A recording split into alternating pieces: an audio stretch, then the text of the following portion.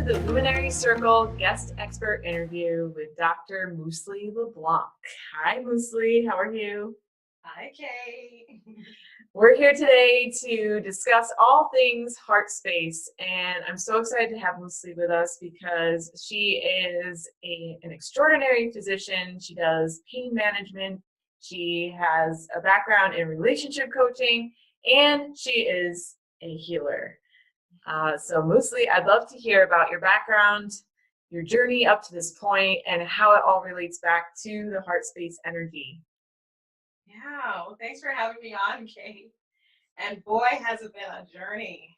Um, so I'm a physician, as you said, and I specialize in physical medicine and rehabilitation. And I like to tell people what I do is I'm pretty much the feel-good doctor. I help people feel their best, whether it's managing their pain or improving their strength and function to get them doing the things they love before illness hit them. And so Nice. I specialized in working with cancer patients and chronic pain patients. Mm. Yeah. That's powerful work because a lot of the illness that's experienced with cancer and chronic pain stems from perhaps a mind-body connection, an emotional disconnect, things like that that are heavily impacted by how we pay attention and our awareness of our heart space energy. And those people may not have the language for that. They might not even understand or have that awareness that that's part of the picture. So how do you bring them into that, or have, what's that part of your practice look like? What are you doing these days? How I get them to connect is I help them create a self-love practice. And Mm, I thought I had everything right. I was like the TLC doctor and, the feel-good doctor. And, overall my patients were doing great. But it wasn't until I experienced a heart-wrenching experience within my marriage mm, that I really saw the connection between mind body experience. nice. Um, when I had a rough blip in my marriage, I got relationship coaching and actually became a relationship coach. And one of the major things I ended up having to work on, in addition to vulnerability and feeling into the heart space, because I had Mhm. become so numb, I didn't even know what I was feeling. When people would ask me, "How's your day?" I'm like, "I don't know." Like Oh, I didn't feel. I didn't even know what it was that I desired or that made me happy. And so right. I really had to do a lot of soul searching and just really getting into that heart space, feeling into there, feeling like, what am I feeling in this moment emotionally? What am I feeling in my body? And Yep. what are my desires? What do I want? And Mhm. creating a routine that put me first and really filled my I want to hear all about this routine. cup. Well, there's so many, and there's no, one size fits all for sure. Okay. It's really individualized about what makes you feel good and what makes you happy, and that's changing.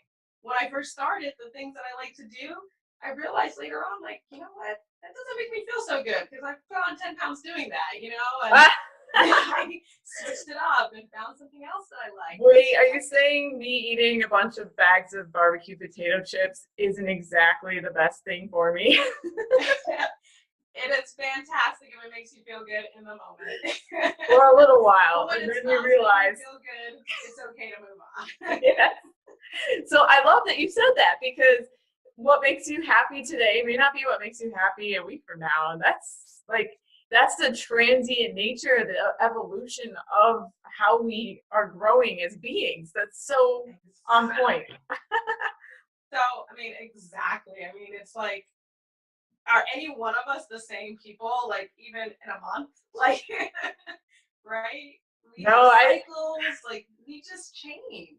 We're affected by the moon, by our hormones, by the yeah, weather. There's by so our many factors. relationships with others. And relationships, of course. And so that all factors in. And Yes. so when I was able to tap in and get real with myself and realize that I had a self love issue, a self love deficit, why don't we call it? I Ooh. was so easily able to see it in other people. It was Yeah. like the light bulb went on. And I realized in so many of my chronic pain patients, they had that same self love deficit in their hearts as well, Yeah. especially the ones who are so difficult to treat and, just weren't getting better. Yep, Um, absolutely. How do you crack that open for them? What do you take them through? What do you do to take them from chronic pain state to wow, I'm feeling better? so the first step is creating a self-love routine. Okay, we got that. And that's kind of deciding what makes you feel good Hmm. and making and committing to doing a handful of those things every single day. Ooh. Which kind of sounds crazy initially. I know that's how I felt. Like, I'm a mom. I've got a crazy job. I'm Sure. married. I have all these responsibilities. I'm very active in my church. The Yeah. list goes on and on and on. But once I put myself first and put it on the calendar, because that's key, right? Because if it's Schedule on it the in. calendar, then we'll actually do it. Yes. And if we plan it out and create the time to do it, right? Yes. It gets done. And it doesn't have to be something that takes time. But by labeling it a self-love activity, Mm-hmm. the mindset around it completely changes. Like I can mindlessly flip through Facebook or flip through a magazine, and it's just wasting time. Yeah. But if I say for my self-care today, I'm going to get online on Facebook maybe and read funny memes, or I'm going to spend 15 minutes reading, a mindless, magazine or mindless TV. And it's like when I actually tune in to do it, and it's like I'm doing my self-care now. That's my mindset. I am taking care of myself. All of a Mm. sudden, the experience is totally transformed. Right. That laughter that I get from reading the memes, I mean, it's healing laughter. Mm-hmm. It's just connecting the mind with the heart and the body. It's just transforms the experience. And so once we're conscientious that we're making deposits in our heart, it's Yeah. like, yes, I just made a deposit. This Mm. feels good, as opposed to mindlessly running through our days. So the intention behind it is a big part of it. And that comes from your heart space energy, right? Exactly. It's kind of like flipping the switch on, right? And experiencing more joy, because when you're doing these acts of self-love, often it goes hand in hand or like it's in tandem with experiencing and feeling joy, which opens your heart up to more love, more abundance in life in general. So we start a positive feedback loop of self-love, self-care, and you get more love as a result. And you hit it right. You hit the nail right on the head. Mm-hmm. That those around us can only love us to the degree that we love ourselves. Yeah. So the more we love ourselves, the more we invite love into our lives. Mm. And I love what you said about the intentions, because happiness only exists in the moment. Yep. Because in the past, there's regret, there's depression, there's shame, and in the future, there's worry and anxiety. Yeah. We can actually only experience joy and happiness right now in the actual moment, Mm-hmm. which is why by putting it on the calendar and saying, I am experiencing joy right now, I am doing my self-love practice now, we are actually able to tune in and be, and then experience the joy. Yeah. Rather than have it pass by. How often are you doing something and you're like thinking about what you've got to cook tonight for dinner and all the things on your to-do list, and why did I say that to that person earlier? And you're not actually enjoying the activity. Yeah, that's so important. So presence, so you have intention, presence. This reminds me of some of the things that I've gone through before about setting up just like a spiritual self practice. So when we get into this self-love practice, it becomes a spiritual experience by default almost, because it's tied into the same thing.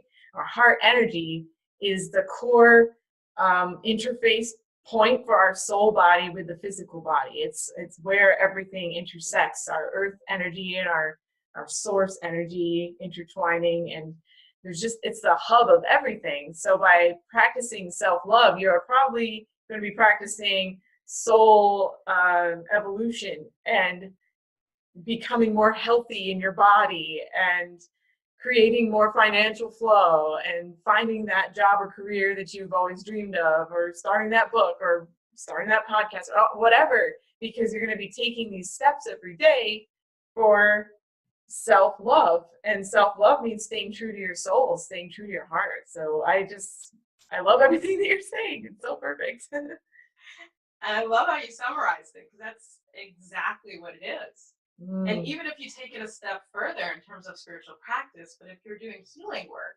mhm. whatever it is, whether you're a doctor, a nurse, an energy healer, Yep. so, a counselor, whatever it is for you, if you're a healer, um, one of the greatest sources of power that we can really tap into is love. Yes. And, that's the case no matter what your beliefs are, your spiritual beliefs are. Yeah. So love is like an effortless flow through everything, and we just have to tap into. We just have to say yes to. We just have to be willing to receive and accept and gather for ourselves. Like being able to feel into that goodness of self-love and watch it multiply around you in your life and what you do as well. It just kind of what when you take an action, it's done with love. When you speak to someone, it's done with love. And that actually in itself creates a space for healing of each person or each experience as you move throughout this life. And of course, the self-love starts to have a ripple effect for those around you. And I don't know, I see that as being a powerful way to, in a simple way, to start helping rise up, bring everyone to a love and above vibration. It's cool. Absolutely. It is. One positive act spurs on another. I love that, the ripple effect. Yeah. So in your work, because we're talking about pain management, self-healing, and you guiding people through a self-healing process in which, you're not prescribing as many medications or PT and the things that are supportive in Western medicine, but now you're also integrating other modalities, other philosophies. And I'd love to hear more about how you've arrived at that point and what you're doing to bring that into your practice. Right. You know, it's hard to really say how I got there, but I can tell you what made me a believer of energy Nice. Let's do it. Let's talk about this. medicine. So I took a trip to Thailand. And, Mm, it was meant to be a spiritual retreat. And where I was staying at, it was a school where it was, all day yoga, meditation, qigong, all of these practices to really help you integrate the mind, body, heart, soul experience together. mhm. And one day, I'll never forget the day because it started out as the best day ever. Everything was perfect until that evening. I got into a motorcycle accident with my moped, Right. and I remember I this. I fell on my arms. It's incredible. I was wearing a dress, a sleeveless, knee-high dress, Oh, wow. but when I got up, I didn't have a scratch on my body. I had a little pain on my wrist, but I had full range of motion. I had no swelling. I had no Mhm. pain. And two of the girls who were there with me had just completed a Reiki class, and they immediately started doing Reiki on me. After that, I continued to do Reiki on myself, and I had other practitioners also do Reiki on me. And I had one instructor that did a group Reiki class. So it wasn't even one-on-one work, but they did a group healing. That's And I amazing. felt my bones shift into alignment within my wrist, Powerful. which blew my mind because I had no pain. I had full range of motion. I had no deformity. I had no significant swelling. I fractured a bone before in the past. I knew what a fracture felt like, and Yeah. this didn't feel anything like it. I kept telling myself, there's no way I'm injured." But that movement, that shift it was just unmistakable. Mhm. And so it was about 48 hours before I was heading back to the US. So I go home, get home, and then 24 hours after I get there. So I lug my luggage across the Right. world. I drive like 5 hours from the airport to my home, stop off at urgent care where they take an x ray. And no one there could even believe it. They all said, "You're fine. You don't even need this X-ray. But since you're here, we'll do it." Do it. And I have actually two fractures in my wrist, and it actually fractured through the joint line, which is what we would call a complex fracture. Yeah. And I contacted a colleague to look at my images. I told him, "Hey, if I need surgery, you're the guy I trust. Let me know what I need to do." And he looked at my images and he said, "Honestly, even if I opened you up, I don't even know what I would even move. It's in perfect alignment." Wow. And it just completely blew my mind. And that was the moment that I knew that this energy medicine thing was bigger and more real than I ever even could have imagined. Yeah, I'm feeling that right now. I'm feeling it wash over me. It's so powerful. It's really great.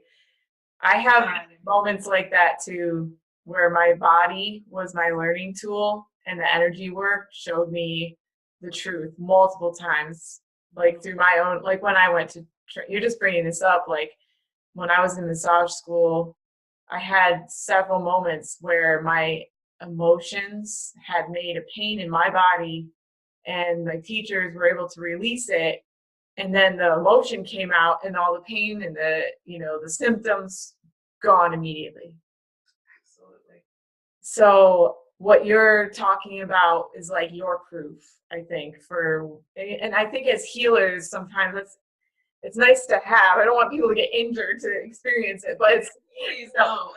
well, even your own body can be a learning tool. Just sometimes, I'll have like a pain in my hand. I'm like, okay, where's this coming from? Why does this hurt? What's going on in my life? When did it start? How was I feeling that day?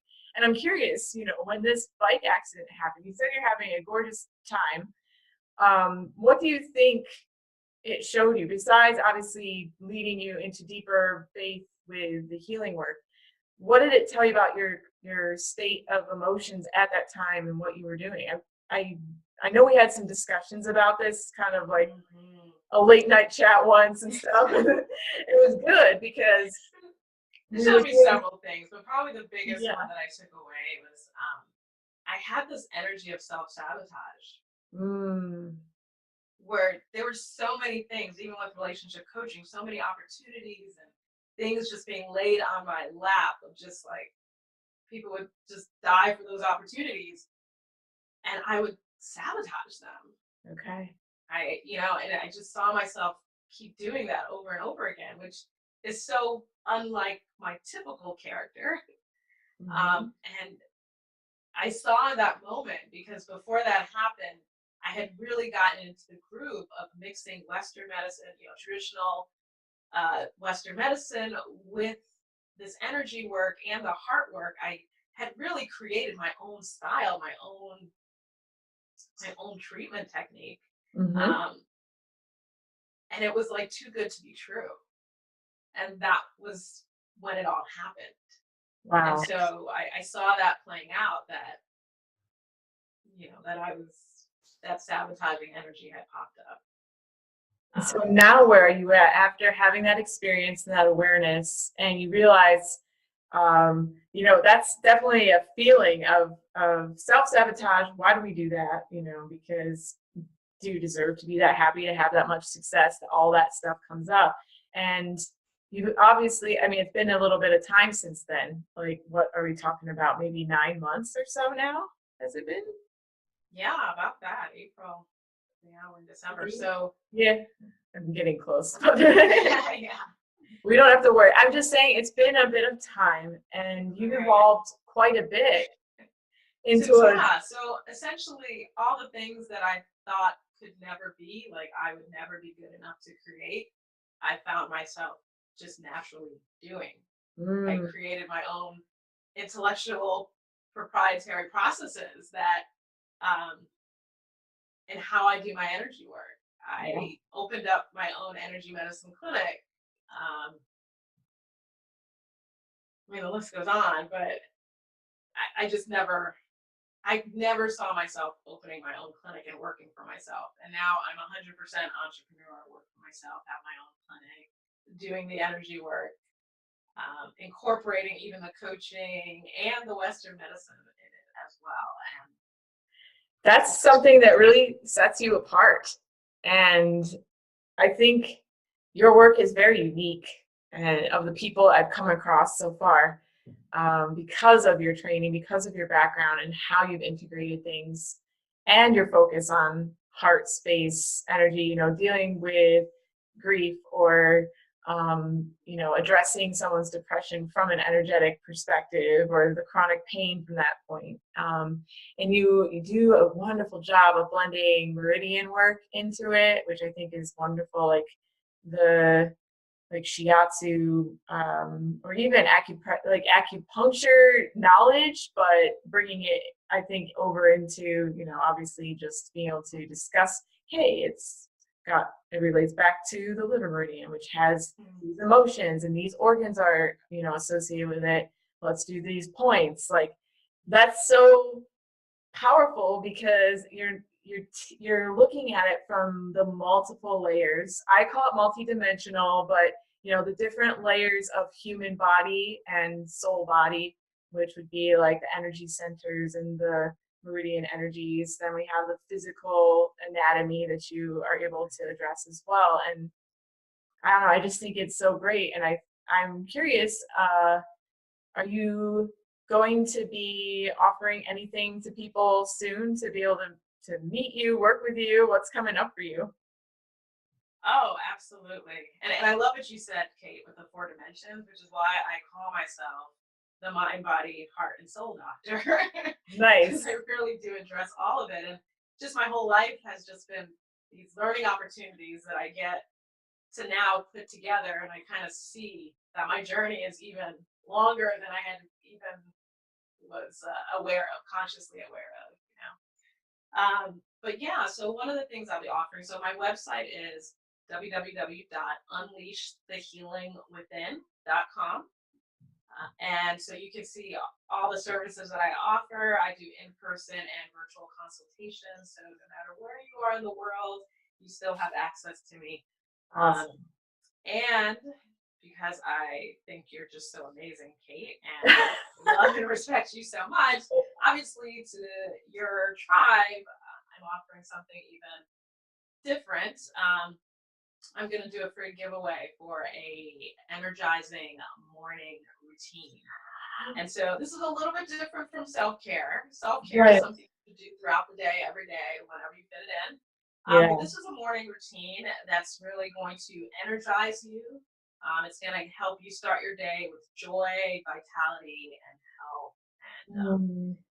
and peace. More importantly, right? I think everyone is looking for more peace and less stress in this world. And so, and it's a mix of doing some meridian work, qigong, some Ooh, affirmations. I want this. I can't wait.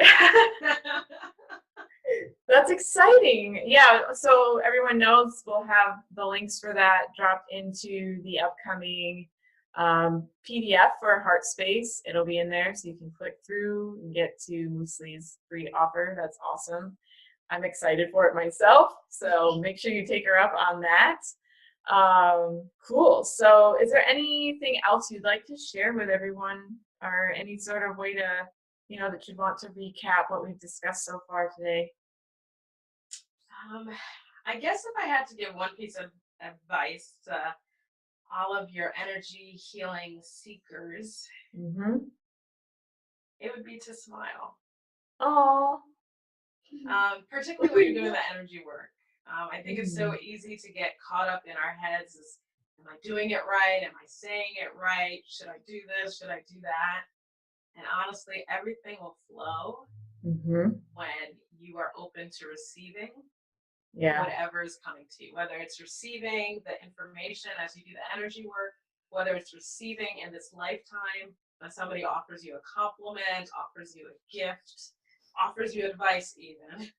When we're a receiving vessel, Mm-hmm. that's really when life gets really fun, exciting, and interesting because um, God or the universe, whatever you feel comfortable with, is always looking for ways to bless us and take amazing care of us. And we just need to learn how to open up our hands and really open up our hearts and receive it. Mhm. Yeah, I want to address that with the heart thing because what you just said is so on point for being able to be a giver, a healer, someone who's doing this, and you have to be able to receive the information, the wisdom. And in order to have room for that in your being, your heart space needs to be clear for the most part of grief, anger, frustration, resentment, pain, suffering, all the narratives and stories from this life, past lives, future life. You know, we've got to do that deep inner work and be true to our hearts, doing what Musli was suggesting, a self-love routine daily that is all about you. So that means being able to receive love from self so that you can receive more. And the receiving is a big part of your ability to give healing, because it's not really you doing healing, it's you're the conduit. If the conduit's blocked, the conduit isn't going to be able to transmit to the others. And we block it. We get all in our heads. Jumbled. So I say even smile. It's just be Yeah. curious. Smile, be curious. Yeah. And the answer will just fall on your lap. I love that you say that about smiling because just the other day I was working on someone. I made a silly sound because I started using sounds in my work too, like just like whatever, and I started giggling and I was like, see, it doesn't have to be all like heavy and serious. I can just like do whatever because we're like these light joy beings. We're meant to be happy. It doesn't have to be like, oh, this is hard work and I'm gonna cry through the whole thing. Like it's meant to be fun at some point. You're meant to like explore and, like you said, be curious, enjoy. So I feel like we're defining like a healthy heart space right now. Yeah, I think so. So it's always a work in progress. There's no getting there. It's just regularly doing the work to get closer there. Mm-hmm. And so we smile, and when we smile, we inhale. And then exhale. And you release heart space with each breath, each conscientious or conscious breath. As you inhale your joy, and exhale any aches and pains. We inhale light. Exhale any density, any heaviness, release it to the earth. So that's how we can tune in. That's a little self-love right there. That's a lot of self-love. So true. And thank you for that. I'm sure the tribe will love that. It's a great way. And that's exactly what it is. It just takes a minute to just get in the moment. Mm-hmm. It's just quick. Yes. Yeah. It doesn't have to be laborious. Exactly. Yeah. The processes people put around things aren't always necessary. I like processes and I like knowing principles, but then you get to play once you know that stuff. You gotta play.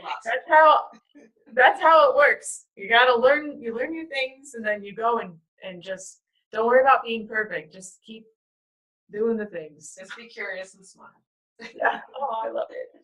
Well, thank you so much, Musli. This was such a joy. I love talking to you. I can't wait to continue our journey as healing partners, peers together. You are phenomenal, and I look forward to everything.